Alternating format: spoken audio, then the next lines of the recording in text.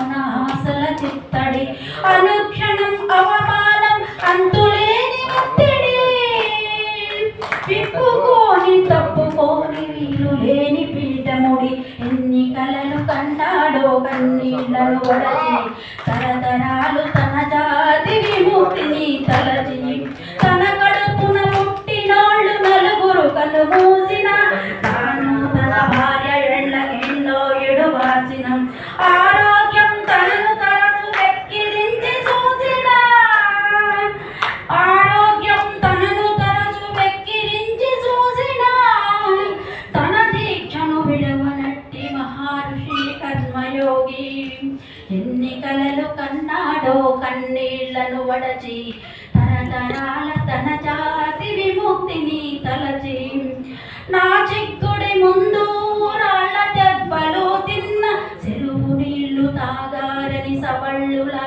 దాడైన, విన్న గంతు వినిపించే పత్రికలు నడిపేందుకు, ప్రతి పైసా ప్రాణంగా పస్తులుండి కూడబెట్టి, ఎన్ని కలలు కన్నాడో కన్నీళ్లను వడచి, తరతరాల తన జాతి విముక్తిని తలచి.